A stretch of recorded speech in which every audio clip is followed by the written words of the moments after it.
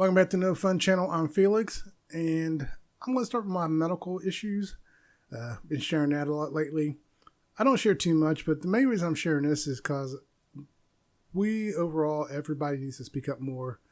Pretty much stand your ground when it comes to your body. You'll get those arrogant doctors, and that's when you got to decide to move on. Never forget, you can switch doctors. As far as I know, there's no medical program that won't let you switch doctors. There might be limited doctors you can switch to, but you can switch doctors. And that's what I did. I ended up switching doctors. But before I switched doctors, I found the specialists who listened to me, and they are testing me. And I've cut back on a lot of the medication. Like, I got rid of 3. I want to say 3. And I've cut back on the dosage of potassium I take. Because this all started with low potassium. Now I can cut back on how much potassium I'm taking because I was prescribed the correct stuff, but not the correct dosage. I was prescribed like 25 milligrams of scroll. I can't even say the word. And the doctor's like, that should be 200. The specialist like, that should be closer to 200. Like, Jesus, that would explain why it's not working. And so he upped it to 150 to start there. And so far, so good. Because it's also supposed to help reduce water retention, which is part of the whole blood pressure issue. And that's why you always end up taking water pills when you have blood pressure issues to get rid of excess fluid because it's putting pressure on your body and all that. The stuff I'm taking is going to reduce it. And I think I might be getting dehydrated. I may need to drink more water, actually, because I'm getting muscle cramps. And my lips are dry. Usually my lips dry out when I'm dehydrated. And I feel kind of dehydrated, so I may have to increase my water. I may have to go back to buying those big jugs of water. I used to buy, now this isn't endorsing Deer Park, but Deer Park had the big jug of water that you could drink, and I may have to go back to buying that and drink that. And hopefully that helps with the dehydration. But yeah, it's nice to have someone listen to you in the medical field and actually take into consideration everything you're telling them and be like, let me think about that. And that's what the doctors so far have been doing, is they're like, that sounds interesting. And they actually want to find the answer too. So far so good. But yeah, it's just,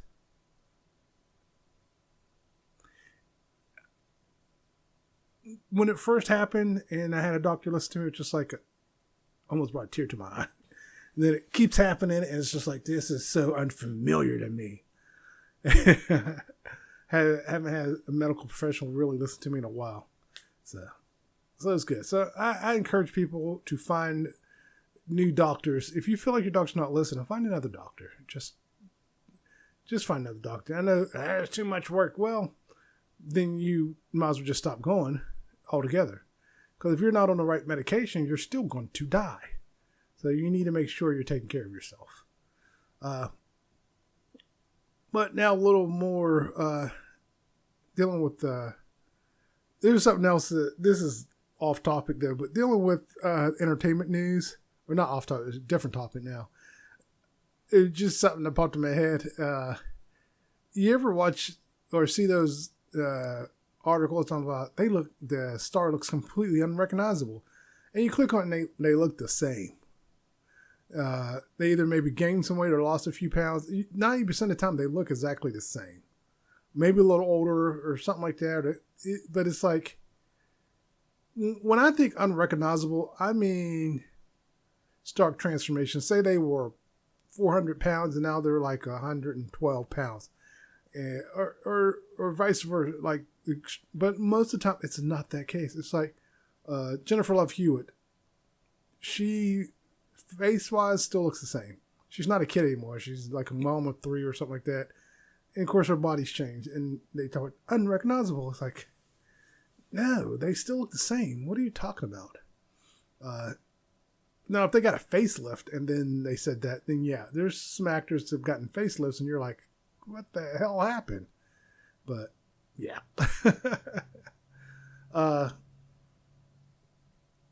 And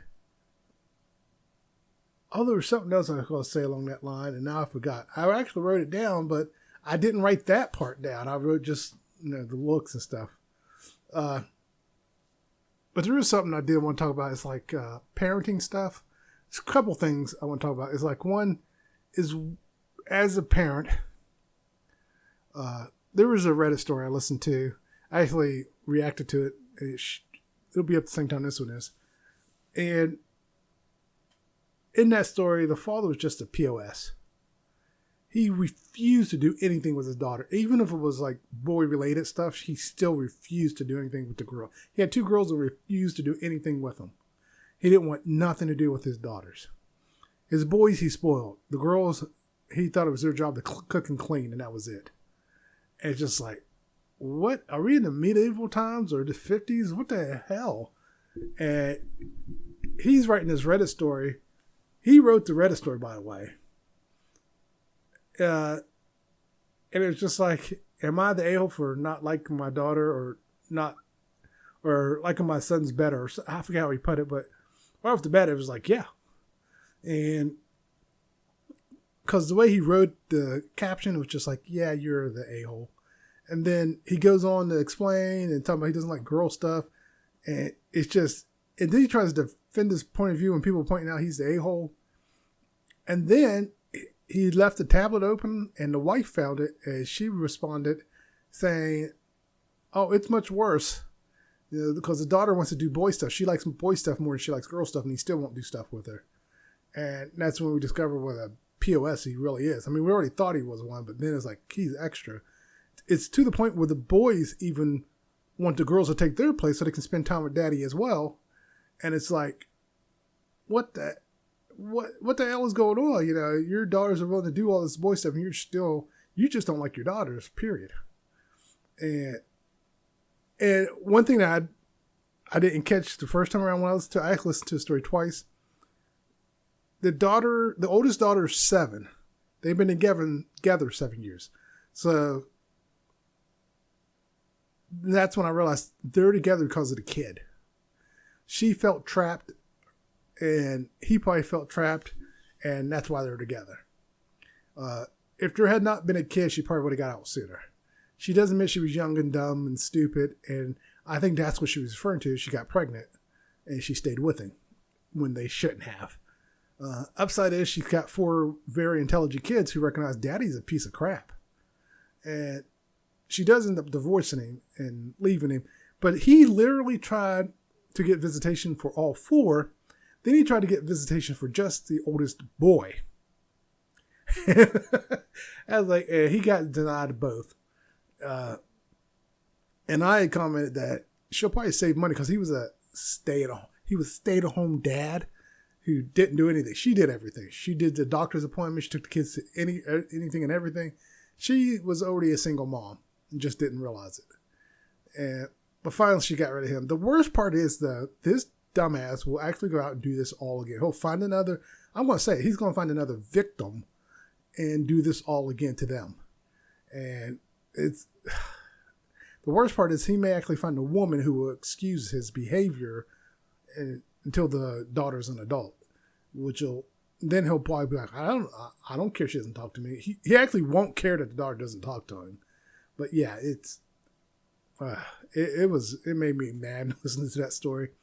But what is interesting, a lot of people say this kind of seems like rage bait, and it kind of was written that way. It's possible it was real because unfortunately there really are people like that, and so it is possible that this was real. It's not often that the spouse finds the Reddit story and comments on it, but it does happen. And I like it when like the person they're talking about finds the Reddit story. It's like, there's more to the story. And they just unload and like, this all happened as well, which they left out. It's like, oh, that explains a lot. But this dealing with relationships, also along that same line of, one person being immature and the other person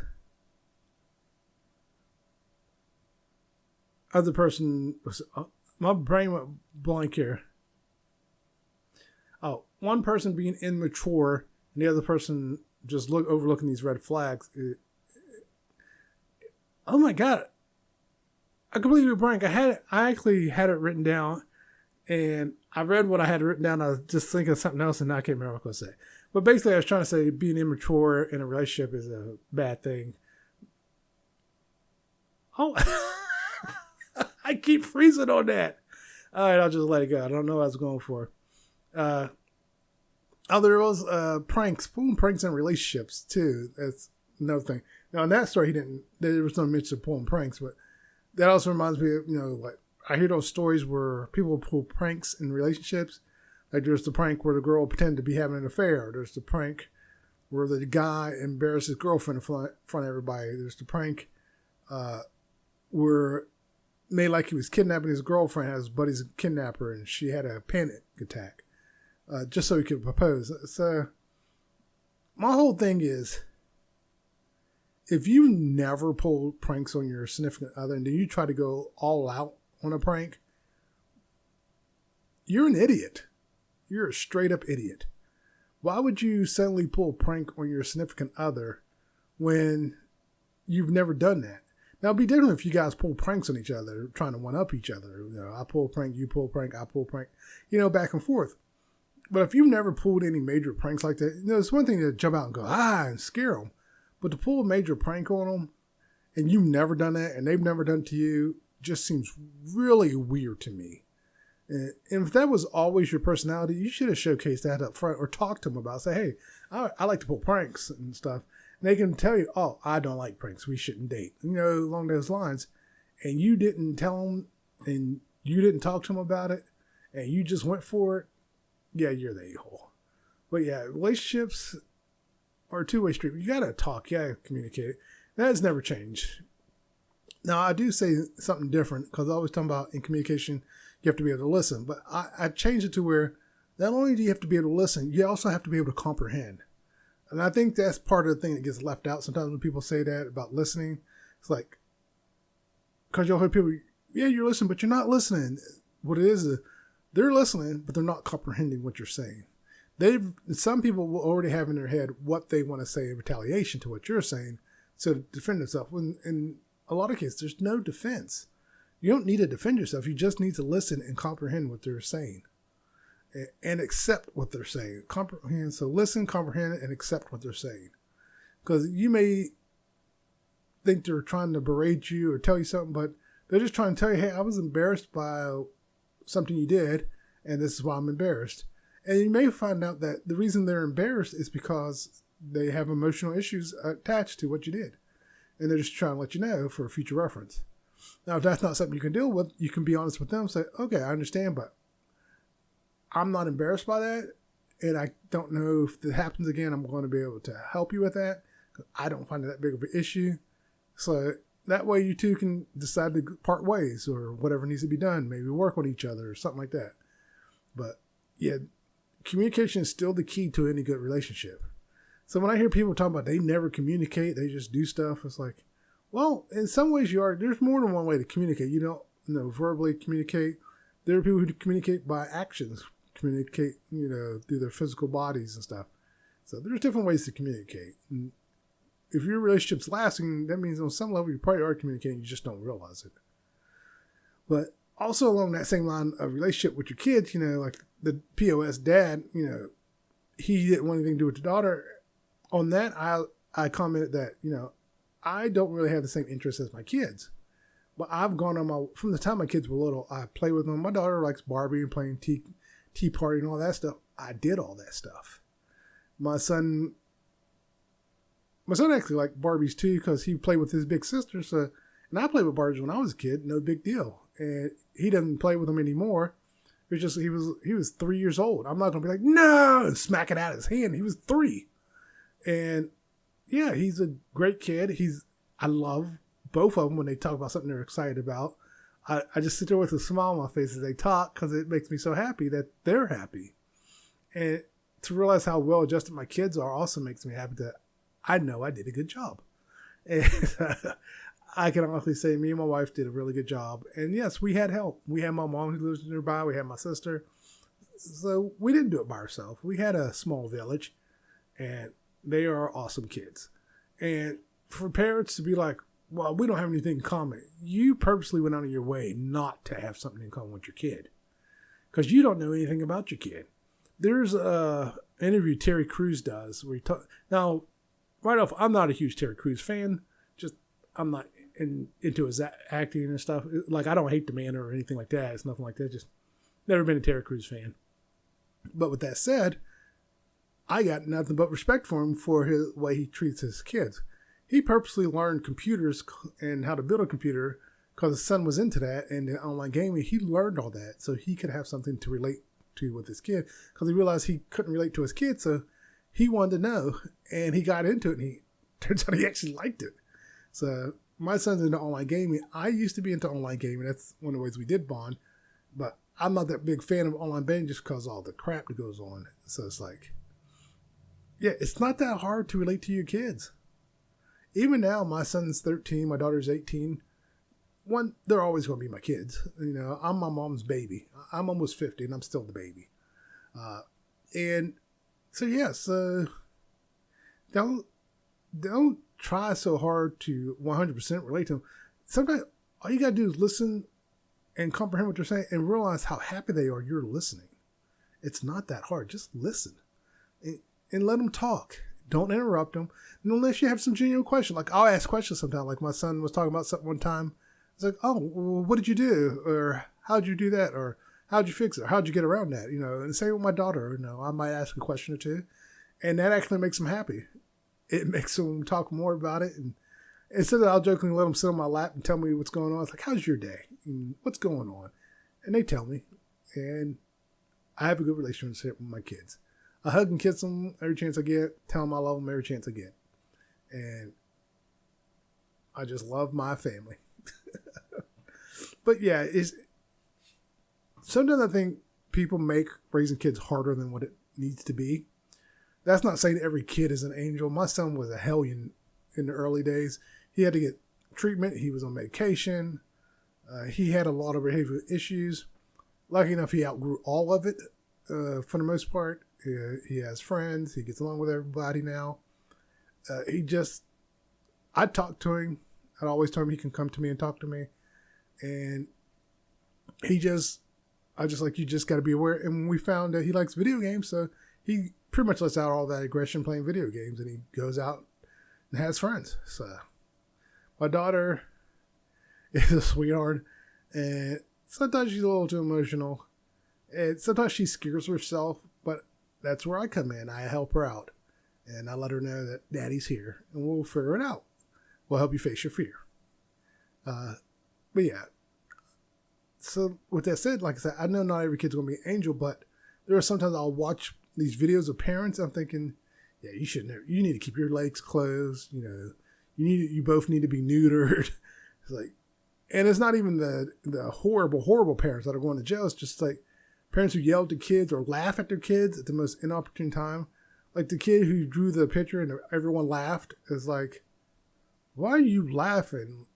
This kid is going to be hesitant to share stuff with you. I wouldn't share anything with you anymore. And some parents who laugh at their kids when their kids are trying to be serious and you just laugh at them in their face and record it and post it. Yeah, as I got older, I would be recording crap on you and posting it. I would bust in the bathroom. Well, my mom's taking a shit. My dad's taking a shit. You know, and post it. It's like, how's that? How'd that make you feel? And you don't need to post everything about your kids online either. It's still dangerous. I don't understand how people don't realize how dangerous that is. They're so obsessed with trying to get that viral video, but you don't make any money off of the viral videos. And a lot of times it doesn't lead to anywhere. And sometimes the video doesn't go viral for years later. For whatever reason, the video just blows up. But along the same lines, it's like, when do you allow your adult kids to be kids? And before my daughter even turned 18, as soon as she was in high school, I kept trying to get her to make more and more decisions for herself, how to figure things out. I've basically been doing that since they were born. It's like, I want you to figure it out. And then I wanted them to try and figure it out first and then ask for help. And it's like, but my daughter somehow took that to the extreme when she was younger, where she wouldn't even ask for help. She just sit there. It's like, what is wrong, Shell? I don't know how to do it. I was like, did you try? Yes. Then what should you do? Ask for help. I would try not to laugh. I'd just hug her and be like, remember what I said. If you try, then ask for help. And it's like, you honestly have to try it, and then you ask for help. She's gotten better at it, but she's still sometimes, But I also told her, she's got her first job ever. And I said, when tax time comes, we'll show you how to do taxes. So we're deciding that we'll probably still claim her since we pay for everything. So she really won't have to worry about that. Just have to figure out how we do that. I'm trying to remember, when did I start filing taxes, actually? Because my mom claimed me, at least I think she did it, or did she stop claiming me when I turned 18? I don't know. I should ask her if she remembers. Because we can still claim her, I believe, up until she's 25 on our taxes. I mean, we won't get a tax break for it, but we can still claim her. But yeah, I'm helping her out. I'm teaching her things. Like I was talking to my wife, like, technically, most of the stuff I learned on my own. My parents didn't really teach me anything about life in that sense to where I'm teaching my daughter. Like I'm going out of my way to teach her things that would have helped me a lot in life. And so I'm teaching her all the things I know, teaching her what not to do. It's like, there are some things she wouldn't listen. I said, well, you're just going to have to learn the hard way. And then she listened she's learned whenever I say that, she might want to listen. So she's got that going for her. But yeah, there's little things here and there I wish was done for me, but that's not to say my parents weren't good parents. It's just, they probably didn't think about it because no one did it for them. And I will admit there was a point when our kids were younger, my wife had said something about, well, no one told me and she wasn't going to help our daughter with something. And I was like, no, we're not doing that. Just because no one did it for you doesn't mean you shouldn't do it for your kids, And at the time, I didn't think about it, but, now it's like we broke that cycle of just because it wasn't done for you doesn't mean you can't do it for someone else. And that's not just with your kids, that's in life, Just now, someone who constantly just takes from you, then yeah, you can stop. You're like, no, you never give, so I'm not giving to you anymore. You can do that. But yeah, when do you let your adult kids be adults?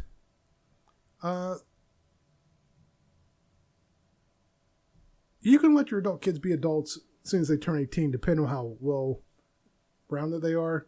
But also, just because they all are adults, doesn't mean you completely have to throw them to the wolves. Even at my age, I still ask my mom questions about stuff. Like, do you remember this? Did you ever run into this? I still ask her for help in different things. She's a great resource, so why not utilize her? And that's what I want my kids to realize, that they can come to me and ask me, as long as my mind is still intact. But yeah, it's just like, there's no reason to just be like, oh, you're an adult, and kick them to the curb. I never understood that when parents do that. Well, you're not my responsibility anymore. It's like, you should have given them up for adoption in the first place. They better off someplace else. If you're going to do that, just kick them out. And now there have been rare cases where, notice I said rare, where the parents had a reason to kick the kid out. Where like the kid just kept going downhill, and they thought they could change it, and then they turned 18 and just started wilding out. It's like, no, you're getting out. And there's a video of this daughter, this black family, and the dad's trying to talk to her, and the daughter's just laughing and making comments. And the dad's like, this is why we're doing this. And it's like, these 4 men are just going to throw me out. And it's like, and the brother's just like, this is the problem. You don't listen. And they've tried to help her, and I think she thought she was going to go viral with that video. It's one of those videos that people post thinking everyone's going to be on their side. No one was on her side. Because that video clearly showed they were trying to have a conversation with her. They were trying to let her know what's going on. They weren't in a hurry to throw her out. They really weren't. And she didn't want to listen. And so it felt more like an intervention. Like they were trying to get her to realize you're headed down a dark path. And she didn't want to listen. And it's times like that. I don't think she was 18. I think she was much older. She was in her 20s, maybe mid-20s. But yeah, it's stuff like that you're like, okay, I do got to let go of my kid. And there was a recent story. I heard it on Smosh, and I heard it someplace else too. I heard it on Smosh again. Smosh, I just watched Smosh Reddit stuff, and they were going over a bunch that I already heard. But the most recent one was the dad who chose the ex-wife, or the ex-daughter-in-law, if you will. His son, he chose his son's ex-wife over going to the son's wedding. Basically, it turns out the son's a piece of crap. He's a POS. And the dad knew the son was that. The son was immature. The son was controlling. The dad knows his son was a horrible husband. They have more than one kid, and he's the only one that turned out that way. It's like, even the dad's confused as to pretty much how did I raise that? Because the dad apologized to the daughter-in-law, and it's like, and the daughter of the dad was even like, how's that pretty much like, how's that my brother? They both stayed with the ex-wife while the son went off to get married. The thing is, this pretty much before the first marriage was done, the son was already sending out wedding announcements for his second marriage. So he had already moved on, literally during the marriage. He claimed that he wasn't cheating, but the dad knew better. But they helped the ex out, financially. They even helped her get a new place. And the mom kept trying to get the dad to go to the wedding. Dad's like, no. So mom went to the wedding, took the kids from the previous marriage, to their dad's wedding. And OP dad, the guy that wrote the article, stayed with the ex-wife, and the daughter stayed with the ex-wife, and they took her out, helped her out, and she cried the whole time because she was so moved at the fact that the dad was with her and the daughter was with her. And the daughter told her, we can remove the sister-in-law and just call you sister. And we just call each other sister, and. And then later, the son calls talking about, well, if you want a relationship with me, both of you have to do it on my terms. And dad's like, yeah, okay. And later, the dad even admitted that he should have fought harder to make the mom not go. But I think on the same level, he didn't want to do that to her. But yeah, it's just, the mom sounds more like she doesn't want to lose her son. She's trying to play peacekeeper. But yeah, it's just like, how did you raise a narcissistic piece of crap like that? Because it turns out he isolated her. He made it so she couldn't work. He didn't want her going out. She couldn't do anything without his permission. And it's like, geez, like he was looking for a maid and, a servant. Let's be blamed. He was looking for a slave. So it's like, Jesus, he wanted a concubine that he could just rule over and do whatever he wanted. I guarantee he's going to do the same thing to the second wife. He's going to try to control her. He's going to knock her up. And maybe one day she'll leave too. But the dad already said, don't bring her around. Like the new wife, don't bring her around. So yeah, there are times where parents do have to cut off their kids, So that's why I was saying, I know not every kid's perfect, but you can't tell me that every kid needs to be whooped and every kid needs to be screamed at like you see in these videos. You definitely don't need to be yelling or laughing at your kid when they're trying to be serious with you. So, lucky enough, I always say the internet's a small percentage of reality. So, lucky enough to me, if there were really more parents like that, there'd be less kids in the world because a lot of these kids would grow up and be like, yeah, I'm not having kids. Or they'd be, unfortunately, gone, in a bad way because of the parents. But yeah, it does bring up a question like when you let your adult kids be adults, because there are some parents who take it to the extreme where they'll still do everything. Like when I worked at a bank, we would get calls mainly for like mothers taking care of their sons' accounts while their sons were off doing stuff. Like one guy, he was a trucker and the mom would take care of all his finances, but she wasn't listening on anything. I said, well, and I even explained to her, it's like, if you're really going to take care of everything for him while he's out on the road, you need to get added to all his stuff. And that'll make it so much easier. And she wouldn't do it. Then he called in cussing us out. And I was like, we legally cannot give her access. And they would just get mad. It's like, whatever. And there was other situations where parents were trying to do stuff on their kids' accounts. It's like, your kid's an adult. We can't give you access. And I pretty much, even now, while I work for a hospital, I have to explain to people, I can't give you access to a patient's information. Even if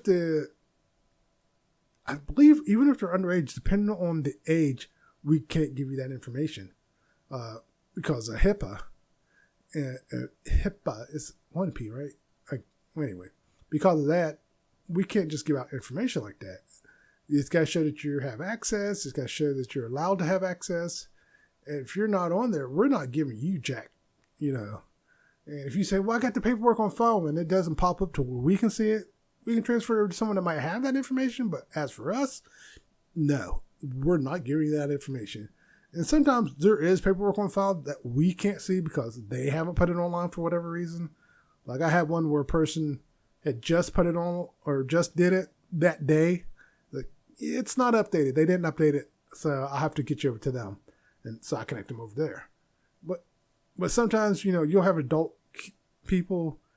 kids, and the parents are calling in and talk about, well, I'm their parent. It's like, your kid is 21 or your kid's in their late 30s. And you're like, we're not giving you access. If you need access to this, you need to go get medical power of attorney. You need to get permission from the kid to be added to their medical stuff as someone we can talk to. You need to get all this done. And even now we've had to go with stricter measures because people will pretend to be that person trying to get access to the medical record. I don't know what you can do with medical record information, but there is a lot of information in there also.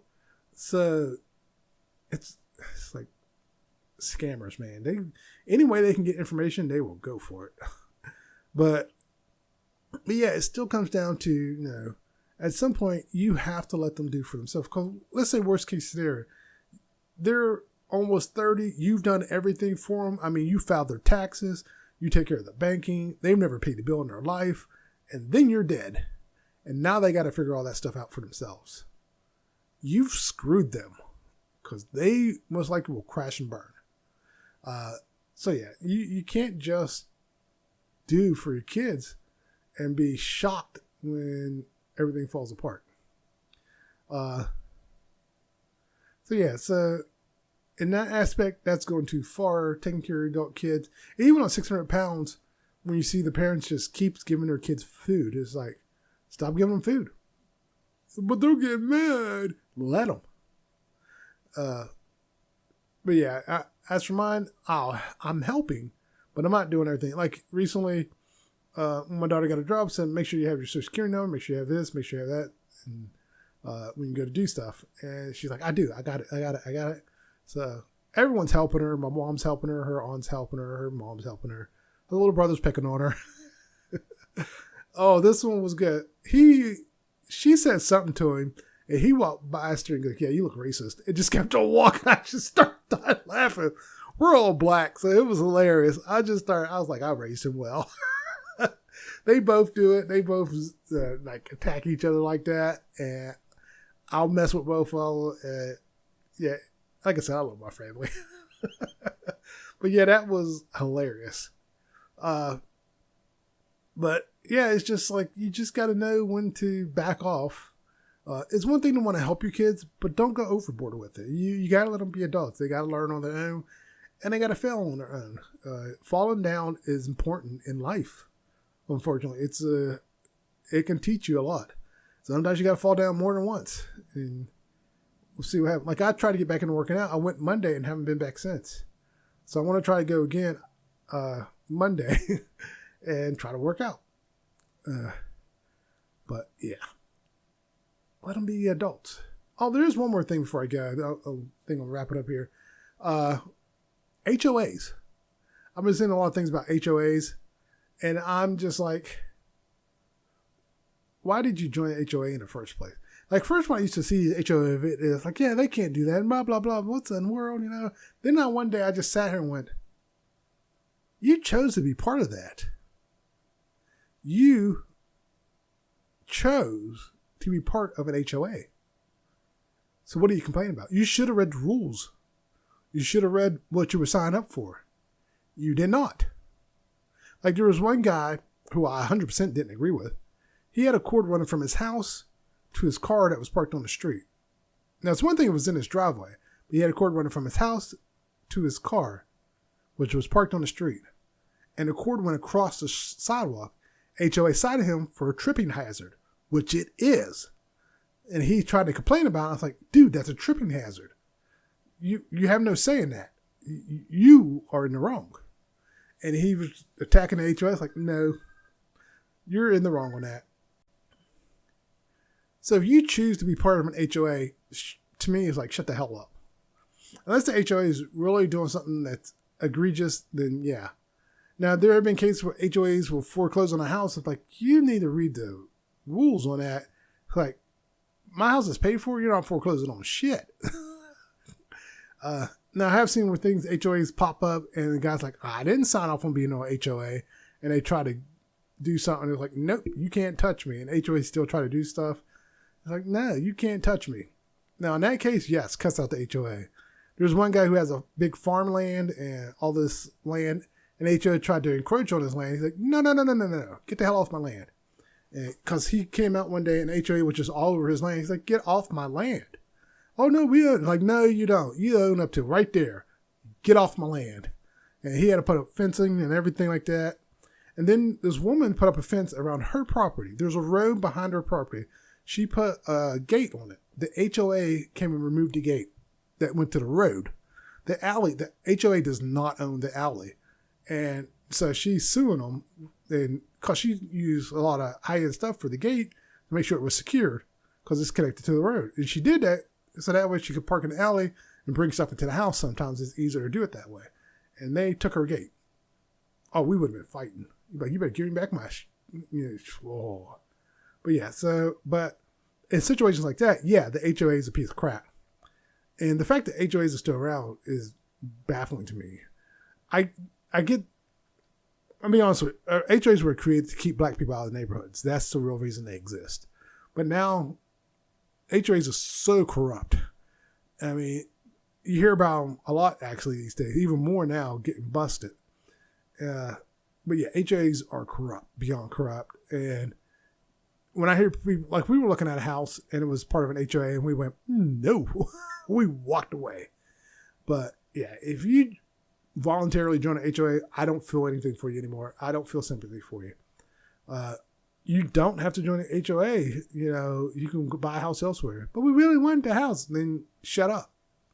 You knew what you're getting into. If you want to change things in the HOA, become part of the board. You know, but otherwise, I don't want to hear it. I've lost sympathy for a lot of things when I stop and think about it. It's like, wait a minute. You chose that. Screw you. You got everyone up here all mad and stuff. Like, you chose that. Shut up. Well, anyways. All right, everyone. Thanks for tuning in. Don't forget to like and subscribe. And everyone take care. Later.